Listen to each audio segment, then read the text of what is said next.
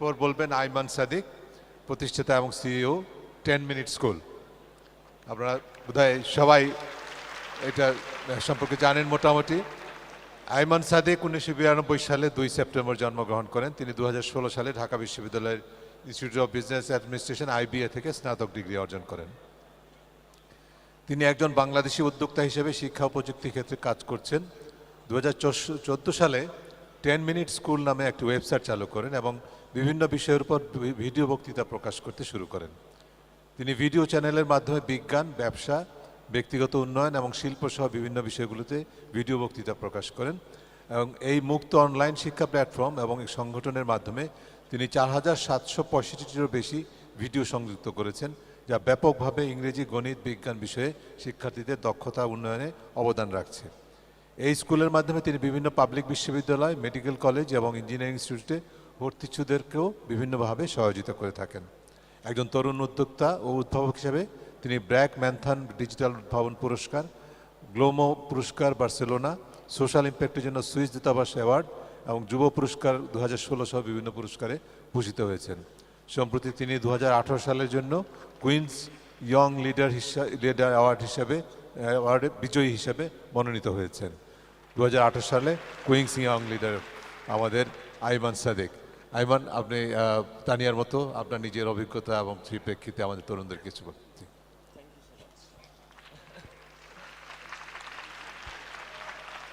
আসসালামু আলাইকুম সবাইকে, আশা করি আপনারা সবাই ভালো আছেন। ফার্স্ট অফ অল, আমি বসে কথা বলতে পারি না, কারণ আমি টিচার অলওয়েজ দাঁড়ায় কথা বলে, আমাকে বসে বলতে আমি দাঁড়িয়ে যাই। সো আগে থেকে স্যার বলার আগে আমি উঠে দাঁড়িয়ে খেলে আছি যে স্যার আবার কখন বলে। তো আমার এখনো মনে আছে দুর্নীতি দমন কমিশন থেকে একবার আমার মোবাইলে একটা কল আসছে। আমার লাইফে 2 বার কারোর সাথে কথা বলার সময় আমি অটোমেটিক্যালি দাঁড়িয়ে গিয়েছিলাম। ফার্স্ট দিন ছিল যখন দুর্নীতি দমন কমিশন থেকে কল আসলো। সো আমি বসে আছি, অফিসে কাজ করছি, হঠাৎ করে ফোন ধরলাম, হ্যাঁ কে? আমি দুর্নীতি দমন কমিশন থেকে বলছি। অটোমেটিক্যালি আমি দাঁড়িয়ে গেলাম যে সালাম স্যার। স্যার কি বিষয় স্যার? আমাদের চেয়ারম্যান আপনার সাথে কথা বলবেন। আচ্ছা, মাই গড, কি না কি করছে আল্লাহ জানে। হার্ট ধূপ করে ফল করে না, ওরকম। ঠিক সেম ইনসিডেন্ট আমার সাথে আরও একবার হয়েছে। এটা হলো এই ইভেন্টে যখন আমাকে ইনভাইট করে, জাহিদ ভাই আমাকে ফোন করে। সালামালাইকুম, আমি জাহিদ বলছি। সালামালাইকুম, আমি আইমান বলছি। আমি টিআইবি থেকে বলছি। আমি আবার দাঁড়ায় গেলাম, সালামালাইকুম স্যার। কি বিষয়ক কথাবার্তা? তারপরে বললো আচ্ছা ইভেন্ট। হ্যাঁ অবশ্যই আসবো, কেন আসবো না। আমার মনে ভয় ছিল কি না কি বলি, আবার কোথায় না কোথায় ধরে নিয়ে যায় আল্লাহ জানে। সো এটা একটা ঝামেলা হয়। সেকেন্ডলি, আমি তানিয়াপুর একটা কথা আমার খুব মনে হলো যে যখন আমরা কোনো কাজ শুরু করি, কিছু ছোটোখাটো বাধা বিপত্তি আসে, দুর্নীতির সাথে রিলেটেডও আসে, দুর্নীতির বাইরেও আসে। আমি একটা ছোট ইনসিডেন্ট শেয়ার করব। ঘটনাটা হলো আমার পাঞ্জাবি পরা নিয়ে। আই গেস অনেকে আমাকে বাইরে যতবার দেখেছে সবসময় পাঞ্জাবি পরাই দেখেছে, ভিডিওতে যতবার দেখেছে আমাকে গেঞ্জি পরা দেখেছে। এর কারণ হলো খুব সহজ। আমি যখন শুরুর দিকে 10 মিনিট স্কুল চালাতাম, বিভিন্ন স্কুল কলেজে যেতাম, গাড়িতে গেলাম, ভাবলাম টি শার্ট পরে যাব, দারোয়ান আমাকে আটকাতো যে ভাই কি চাই। আলাম ভাইয়া ইভেন্ট। দারোয়ানের উত্তর তো ঝামেলা। আমি আমি আমি একটু নার্ভাস হয়ে গেলাম। আমি ভাইয়া আমি কথা বলবো। কি কথা? তো মুশকিল বলা কি কথা। অ্যান্ড সে আমার কথা বিশ্বাসই করে না। অ্যান্ড তারপরে সে তাদের হেড যে সিকিউরিটি স্টাফ, তাকে যে বললো ভাইয়া দেখেন এক ছোকরা এসে কথা কইতে। আমার ছোকরা, আচ্ছা ওকে। সেই সিকিউরিটি স্টাফ আসলো। আমি বললাম ভাই কি চাই? আমি এবার প্রস্তুত যে ভাইয়া আমি স্পিকার, আমি কথা বলতে আসছি। কি কার? আলাম স্পিকার। সেও বিশ্বাস করে না। অর্গানাইজার থেকে ফোন করে বলল যে ভাই এক পোলা এসে কথা কইতে। আমি ছিলাম স্পিকার, হয়ে গেলাম ছোকরা, তারপরে পোলা। তারপরে আমি চিন্তা করলাম না কিছু তো করা দরকার। তারপরে চিন্তা করলাম যে মানুষ, আমরা বাংলাদেশে খুব তাড়াতাড়ি আরেকটা মানুষকে জাজ করে ফেলি, ঠিক না? কেউ ফর্সা হলে বলি ময়দা মেখে আসছে আজকে রে, রাইট? আর উল্টোটা খুব খুশি হয়েছে, রাইট? আমি জানি যে উপরে যারা বসে আছে তোমার প্রায়ই কাজটা করো, তাই না? রেগুলারলি করো এগুলো। আর কেউ যদি একটু কালো হয়ে বলিস কালা এটা, ঠিক না? এরকম খুব করি না? সো আমরা খুব তাড়াতাড়ি জাজ করি। ওই যে ছোটবেলা আমরা পড়েছিলাম না যে বিদ্যুৎ যখন চমকায়, আগে আলো দেখা যায় কিন্তু তারপর শব্দ শোনা যায়। আমি ঢোকার পরে আগে কিন্তু আমাকে দেখা যায়, তারপরে আমার কথা শোনা যায়। সো পাঞ্জাবি পরি এই কারণে যেন মানুষ ভাবছে পাঞ্জাবি পরছে না কিছু তো করছে মনে হয়। সো এটার জন্য, না হলে আমি কোনো একটা ইনসিডেন্টে গেলে বা কোনো একটা ইভেন্টে গেলে মানুষ চিন্তা করে যে এই পুচকি ছেলে কি করতে আসছে এখানে। So second advice for all of you, specially যারা উপরে বসে আছো, অনেক ক্ষেত্রে মানুষ তোমাদেরকে পাত্তা দিবে না। সো পাত্তা নেওয়ার জন্য একটু কোনো কিছু একটা করে ফেলে, এটা হলো একটা গুটিবাজি আইডিয়া তোমাদের জন্য, রাইট? কাজে লাগাবে ব্যাপারটা। থার্ড অ্যাডভাইস, আমি আপনাদেরকে একটা ছোট গল্প শোনাতে চাই। এটা একটা রাজার গল্প। আমরা ছোটবেলায় রাজার গল্প শুনতে খুব পছন্দ করতাম। যে এই রাজার চোখে অনেক দিন ধরে সমস্যা ছিল। সো রাজা অনেক জায়গায় যায়, কোনোভাবে কোনো কিছু ঠিক হচ্ছে না।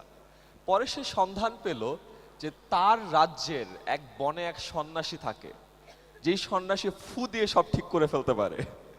সো রাজা গেল সেই সন্ন্যাসীর কাছে, যে সন্ন্যাসী আমার চোখে তো একটু সমস্যা, একটু ঠিক করে দাও।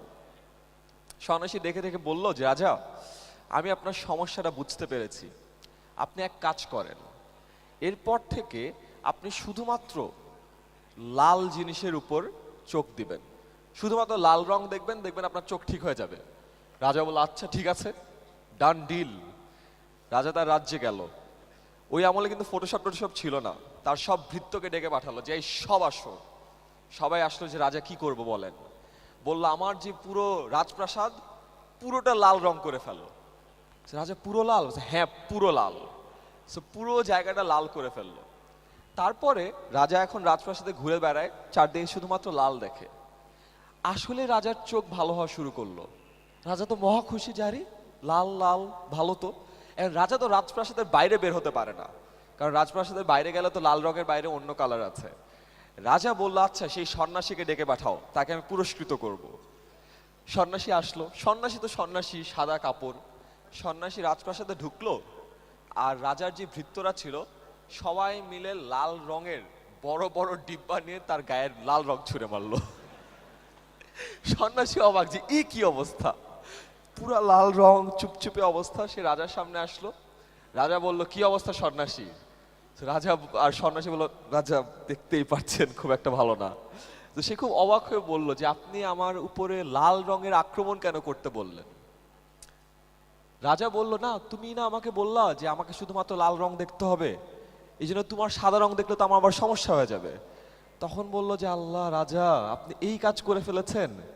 তখন রাজা বলে কেন, কি করতাম তাহলে? তখন সন্ন্যাসী বলল রাজা একটু চিন্তা করে দেখেন তো, আপনি তো একটা লাল রঙের চশমা পরলেই পারতেন। রাজা বলে আরে তাই তো। রাজা তো লজ্জায় অবস্থা খারাপ। দেন সন্ন্যাসী বলল দেখেছেন রাজা, আমাদের সামনে যখন কোনো সমস্যা থাকে আমরা ওটা সমাধানের জন্য আমাদের আশেপাশে যা আছে সব চেঞ্জ করে ফেলতে চাই, অথচ সমস্যার সমাধান যে ম্যাক্সিমাম টাইম আমাদের মধ্যেই থাকে এটা আমরা খুঁজে বের করতে পারি না, রাইট? কেন বলছি এখানে, আমরা দুর্নীতি দমন নিয়ে অনেক কথা বলছি। দুর্নীতি দমন নিয়ে কথা বলতে হলে কিন্তু আমরা আসে ভাষণ দিব, আমাদের এটা করা উচিত, তোমাদের সেটা করা উচিত, তার ওটা করা উচিত, রাইট? এত মানুষের এত কিছু করা উচিত। কিন্তু আমরা নিজেরা যদি ভালো হই পুরো বাংলাদেশটা কিন্তু এমনিতেই বদলে যাবে, রাইট? সো ওই যে কথা আছে না, আগে দৃষ্টিভঙ্গি বদলান পৃথিবী বদলে যাবে। সো আমরা যদি আগে নিজের দৃষ্টিভঙ্গি বদলাই পৃথিবীটা আসলেই বদলে যাবে। এবং পৃথিবী বদলানোর জন্য না পৃথিবীর বড় বড় দেশে যে কাজ করার দরকার হয় না, কারণ আমরা যদি নিজে বদলাই আমাদের পরিবার বদলাবে, পরিবার বদলালে আমাদের সমাজ বদলাবে, সমাজ বদলালে আমাদের দেশ বদলে যাবে। তো আজকে থেকে ছোট ছোট কাজ দিয়ে কিন্তু আমরা এক্সাম্পল সেট করতে পারি। যেমন আমি এরকম ছোট দুটো এক্সাম্পল দিতে চাই, যেই দুটো কাজের মাধ্যমে আমার লাইফে কিছু পার্সপেক্টিভ চেঞ্জ হয়ে গেছে। এটা ঠিক দুর্নীতির সাথে রিলেটেড না, বাট আমি যখন ক্লাস 10-এ পড়ি একবার এক কোকের বটল খেয়ে কি করে রাস্তার পাশে ছুঁড়ে মেরে দেই। আমার পাশে আমার ফ্রেন্ড ছিল, ওর নাম ছিল তনয়, ও এখন জাপানে থাকে। ও আমার দিকে জাস্ট তাকাইলো যে কি করলি আয়মান এটা? আমি বললাম যে কি করলাম?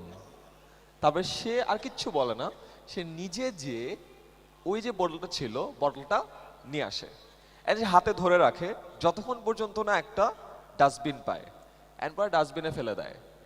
বিশ্বাস করেন আমি আমার ক্লাস 1 থেকে শুরু করে 10 পর্যন্ত বহুবার শুনেছি যে বাইরে ময়লা টয়লা ফেলতে হয় না, বাট কখনো না আমি উপলব্ধি করিনি।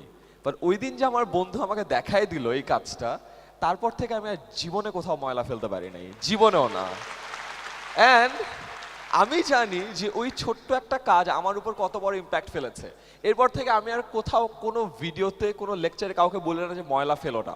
আমি যখন কাউকে দেখি কিছু একটা ফেলছে, আমি দেখি যে সে দেখলো, আমি নিজে যাই ওটা কুড়িয়ে এনে ফেলে দিই, কারণ আমি জানি সে যদি আমার এই কাজটা দেখে সে অ্যাকচুয়ালি ইন্সপায়ার্ড হবে এবং সে কখনোই এই কাজটা করবে না। তো খুব সহজ একটা উপায় কিন্তু। দ্বিতীয়ত, এই গল্পটা আমি সব জায়গায় বলি, একটা ছোট এক্সপেরিমেন্ট আজকে আপনারা করতে পারেন। এখানে আই গেস আমরা সবাই সালাম দিই, ঠিক না? আসসালামু আলাইকুম, আপনার উপর শান্তি বর্ষিত হোক। আজকে বাসায় যে আপনারা একটা ছোট্ট এক্সপেরিমেন্ট করতে পারেন।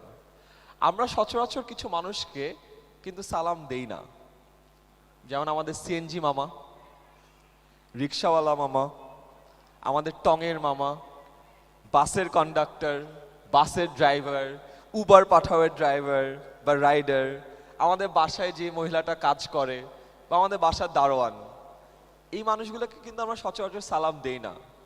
আজকে বাসায় যে একটা ছোট কাজ করেন, আপনার দারোয়ান কিন্তু আপনাকে প্রতিদিন সালাম দেয়, ঢুকতে সালাম দেয়, বেরোতে সালাম দেয়, যে সালাম স্যার, সালাম স্যার, সালাম স্যার। আমরা কিন্তু অনেক সময় তার সালামের উত্তর নেওয়ারও প্রয়োজন বোধ করি না, তাই না? আজকে ছোট্ট একটা কাজ করেন, বাসায় যে আপনার দারোয়ানকে আপনি সুন্দর করে একটা সালাম দেন যে আসসালামু আলাইকুম মামা, কেমন আছেন? এবং মজার ব্যাপার হলো আপনি অবাক হয়ে তাকিয়ে থাকবেন যে আপনার দারোয়ান অবাক হয়ে গেছে। তার কারণ হলো এই যে ছোট্ট একটা কাজ আপনি করলেন, এটা তার সাথে আগে কেউ করেনি, এবং এটার কারণে সে আপনার জন্য সব কিছু করতে পারবে। আমার বাসায় যে কাজ করে যে মহিলা, তাকে আমি অলওয়েজ আন্টি বলি, কখনো বুয়া বলে ডাকি না। সেই কারণে নতুন বুয়া আসলে ঝামেলা হয়ে যায়। আমি দরজা খুললাম, খুলে বললাম আসসালামু আলাইকুম আন্টি, কেমন আছেন? বুয়া তো অবাক, হাতের মনে হয় আমায় চিনতে পারেননি। বাট আমি যখন প্রতিদিন তাকে সালাম দিই, সে বুঝে যে আমি তার জন্যই তাকে সালাম দিচ্ছি। এবং বিভিন্ন নাটক সিনেমায় দেখায় না যে তোমার জন্য হৃদয় দিয়ে দিব, এটা হয় না আসলে, উপরে যারা বসে আছো মানে আসলে হয় না। সো এই মানুষগুলো তোমার জন্য সব দিয়ে দিতে পারে। এবং এটা আমি কিভাবে শিখেছি জানো? একবার আমি ঢাকা ইউনিভার্সিটিতে একটা ইভেন্টে ছিলাম, আসরের নামাজের সময় হয়ে যায়। সো আমি জাস্ট দৌড় দিয়ে যাই এফবিএস এর মসজিদ, ফ্যাকাল্টি অফ বিজনেস সার্ভিসের মসজিদে নামাজ পড়ে আবার দৌড় দিয়ে বের হচ্ছি। এক খুব সিনিয়র এক মানুষ, শ্বেত শুভ্র দাড়ি, একেবারে পুরো সেন্টের মতো, সে আমাকে একটা সালাম দেয়। আমি ছোট মানুষ, তখন কেবল ইউনিভার্সিটি থেকে বের হয়েছি, আমি তো ওইভাবে সালাম পাই না, তাও আবার এত সিনিয়র মানুষের কাছে। আমি উত্তরে আমি আবার তাকে সালাম দিই, আসসালামু আলাইকুম স্যার, কেন সালাম দিয়ে অভ্যস্ত। একটু থতমত খেয়ে যাই। সে আমাকে বলে যে বাবা কি অবাক হলে? আমি বললাম যে জি স্যার, একটু অবাক হয়েছি। সে আমাকে জাস্ট একটা কথা বলে যে আমার না এরকম ছোটদেরকে সালাম দিয়ে তাদেরকে অবাক করতে অনেক ভালো লাগে, বলে হাসতে হাসতে সে চলে যায়। 2 বছর পর, পুরো 2 বছর পর আমি একটা জিনিস অনুধাবন করেছি। ওই মানুষটা ওই দিন আমাকে ছোট্ট একটা মিথ্যা কথা বলেছিল। ওই মানুষটার আসলে সালাম দিয়ে ছোটদেরকে অবাক করতে ভালো লাগে না। ওই মানুষটা আমাকে ওই দিন একটা জিনিস শিখিয়েছিল যে সালাম ছোট হও বড় হও সবাইকেই দেয়া যায় এবং সম্মান সবারই প্রাপ্য। একটু চিন্তা করে দেখেন, ওই জায়গায় যদি অন্য কেউ হতো আমাকে বলতো এই সালাম দাও না, দুষ্ট ছেলে, বেয়াদব ছেলে, আজকালকার জেনারেশন খারাপ, কিচ্ছু হবে না এদেরকে দিয়ে, রাইট? সে কিন্তু কিচ্ছু করে নাই। সে নিজে ওই কাজটা করে আমার মধ্যে এমন এক শিক্ষা দিল যে এখন আমি আজীবন এই কাজটা করে বেড়াই এবং সব মানুষকে বলে দিই। ওই স্যারের ছোট্ট 5 সেকেন্ড এর একটা অ্যাক্ট কত বড় একটা ইম্প্যাক্ট ফেলেছে, আপনারা চিন্তা করেছেন? কত বড়। তো এখন থেকে চিন্তা করেন, আজকে আপনি ছোট ছোট একটা চেঞ্জ আনেন, ছোট করে একটা ময়লা আপনি নিজে তুলে রাখেন, ছোট একটা দুর্নীতি করার একটা যদি স্কোপ থাকে আপনি করেন না, ঘুষ দেওয়ার কথা আপনি দিলেন না, আপনার যে পাশে যে 5টা ফ্রেন্ড আছে না, ওরা আপনার ইন্টিগ্রিটি দেখে না নেক্সট টাইম এই কাজটা করতে পারবে না। কারণ বইয়ের পাতায় বুলি আওড়ানো না, আসলে আমরা জিনিসটা অনুধাবন করতে পারি না। বাট এই জিনিসটা যখন আমরা সামনে কাউকে করতে দেখব, তখন দেখবেন যে আসলেই একটা বড় চেঞ্জ আসবে। যেটা ছিল আমার আজকে থার্ড ছোট্ট একটা টিপস। ফোর্থ, আমার কাছে ইনোভেশন নিয়ে কথা বলতে বলা হয়েছে, বাট সময় খুবই ছোট, সো আমি সহজভাবে একটা ছোট কথা বলতে চাই। আমাদের হাতে কিন্তু অনেক সময় আছে। এইখানের সময়ের যদি সদ্ব্যবহার করি আমাদের আসলে দুর্নীতিতে আমাদের সময় যাবে না।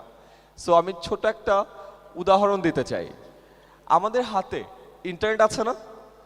কার কার এখানে ফেসবুক অ্যাকাউন্ট আছে? যদি আপনার একটু হাত তুলেন আমি দেখতে চাই। সবারই আছে না? উপরে তো সবার হাত, পারলে কেউ কেউ দুটো হাত তুলছে, ভাই দুটো অ্যাকাউন্ট আছে। ফেসবুকে প্রতিদিন আমার প্রচুর সময় নষ্ট হয়, হয় না? 2 ঘন্টা 3 ঘন্টা।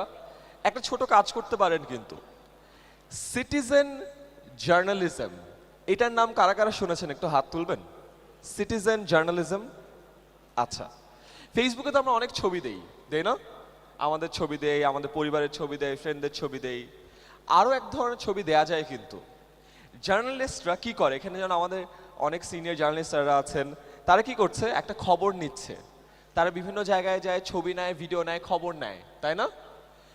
এবং এটা প্রচার করে কোথায়? টিভিতে, ইন্টারনেটে, রেডিওতে, নিউজ পেপারে। চিন্তা করে দেখেন তো, আপনাদের সবার হাতে কিন্তু এখন এক একটা করে টিভি আছে। এটা আগে টিভিতে লাইভে যাওয়া যেত, রাইট? সরাসরি সম্প্রচার। এখন কিন্তু আমার মোবাইলে লাইভে যাওয়া যায়, সরাসরি সম্প্রচার। যাওয়া যায় না? আসলেও যাওয়া যায়। তার মানে আপনাদের সবার হাতে কিন্তু এখন একটা ব্রডকাস্টিং পাওয়ার আছে বা একটা মিডিয়া পাওয়ার আছে। আপনার সামনে, আপনার জায়গায়, আপনার এলাকায় যদি আপনি এরকম কোনো দুর্নীতি হতে দেখেন, আপনি একটা ছবি তুলতে পারেন না? আপনি একটা ভিডিও অন করতে পারেন না? অন করে ফেসবুকে দিয়ে দিতে পারেন না? এবং এটাকেই বলে সিটিজেন জার্নালিজম, যখন দেশের সিটিজেনরাই জার্নালিস্টের ভূমিকা পালন করে। এবং আপনি চিন্তা করে দেখেন, এইখানে আমরা আজকে যতজন 1600 মানুষ বসে আছি, সবাই যদি একটা জার্নালিস্ট হয়ে যায় এবং সবাই আমাদের আশেপাশে যে দুর্নীতি হচ্ছে বা যে ঝামেলাগুলো হচ্ছে ওগুলোর ভিডিও করে ছবি তুলে আমরা যদি আমাদের ফেসবুকে দিয়ে দেই, মিডিয়া চ্যানেলগুলোকে দিয়ে দেই, সবাইকে একটা করে মিডিয়া চ্যানেল হয়ে যাব না? আমরা যাবো কি যাব না? তো আজকে থেকে এই ছোট কাজটা করতে পারেন। এবং এগেন এইটারও 2 ধরনের ব্যবহার আছে। লাইভে যে আমি দেখেছি আমার এক বন্ধু, সে একটা নতুন মোবাইল কিনে ফেসবুকে লাইভে গিয়ে তার বাথরুমে ঢুকে বালতিতে ফোনটা রেখে উপর থেকে পানির কল ছেড়ে দিয়েছে। লাইভে দেখা যাচ্ছে যে উপর থেকে পানি পড়ছে এবং লাইভের ক্যাপশন, ফ্রেন্ডস আমার নতুন ফোন। এবং জানো এটা ওয়াটারপ্রুফ। লাইভে 36 জন মানুষ ওই ভিডিওটা দেখছিল, তার মধ্যে আমিও একজন ছিলাম। ফ্রেন্ড মানুষ ব্লক করা যায় না, ওকে আনফলো করে দিয়েছি। এখন আমার মশার খুব প্রাদুর্ভাব। আমি আবার দেখলাম লোকজন লাইভে যে দেখাচ্ছে তার মশারিটা কত সুন্দর করে টান টান করে ঝুলছে। আপনি লাইভে এই জিনিসও দেখাতে পারেন, অথবা সমাজের বিভিন্ন ভূমিকাও আপনি দেখাতে পারেন। সো সিটিজেন জার্নালিজম, আজকের পরে আমরা আমাদের এই মোবাইল ডিভাইসটা দিয়ে সবাই এক একজন সিটিজেন জার্নালিস্ট হয়ে যাব। পারবো কি পারবো না? ইয়েস, জোরে ইয়েস। সুপার। সো আজকে যে ছোট 4টা কথা বললাম, এর যদি আপনারা মনে রাখেন এবং আজকে রাত থেকে কোনো একটা কাজ করেন, মেবি সালামের এক্সপেরিমেন্টটা করেন, মেবি একটা মানুষকে আপনার একটা ছোট কাজ দিয়ে উদ্বুদ্ধ করেন, মেবি আপনি সিটিজেন জার্নালিস্টদের ভূমিকাটা নিয়ে নেন, দেখবেন যে আজকে থেকে আমাদের এইখান থেকে একটা রিপল এফেক্ট শুরু হয়। রিপল এফেক্ট কি জানেন? পানি যখন পড়ে ঢেউটা চারদিকে চলে যায় না? এটাকে রিপল এফেক্ট বলে। ফোঁটা একটাই থাকে, বাট চারদিকে পুরো জিনিসটা চলে যায়। সো আমরা দেখবো যে চারদিকে আমাদের পুরো এই রিপল এফেক্টটা চলে গেছে। এবং এই পুরো জিনিসটার জন্য আমাদের একটা সমন্বয় দরকার। সো আমি আমার বক্তব্য শেষ করবো একটা ছোট্ট সমন্বয় পরীক্ষা দিয়ে। আমি যে কোনো জায়গায় যখন যাই, আমি একটা স্পেশাল ট্রিবিউট তালি দিই। সো আজকে টিআইবির জন্য এত সুন্দর করে পুরো জিনিসটা আয়োজন করার জন্য, শনাক স্বজনের জন্য, আমাদের ইয়াস মুভমেন্টের জন্য, সবার জন্য আমরা একটা ট্রিবিউট তালি দিব, ঠিক আছে? বাট না না, এইভাবে না। ট্রিবিউট তালি একটা ছোট্ট একটা উপায় আছে। সো আমি যেটা করব আপনাদের সেটা ফলো করতে হবে। সবার বাম হাত দেখি, বাম হাত আসছে? আচ্ছা, গুড। আমরা যেটা করব, এই জায়গাতে এখন আমরা বৃষ্টি নামাবো এবং এই তালিটাকে বলা হলো বৃষ্টির মতো তালি। নিয়মটা হলো এরকম, বাম হাতের পুরো হাত, ডান হাতের 1 আঙ্গুল। অলরাইট, আমরা আস্তে আস্তে আঙ্গুল বাড়াবো এবং আপনি অবাক হয়ে দেখবেন আমাদের যদি কোঅর্ডিনেশন ঠিক থাকে এইখানে বৃষ্টি নামবে। সো ইন 3, 2, 1 এক আঙ্গুল। পরের বৃষ্টি হালকা জোরে বৃষ্টি ফেলে 2 আঙ্গুল।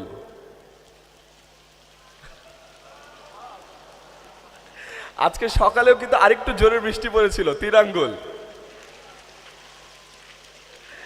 দুর্নীতির বিরুদ্ধে ছোটখাটো একটা ঝড় হবে 4 আঙ্গুল। এবং আপনাদের সবার জন্য 5 আঙ্গুল।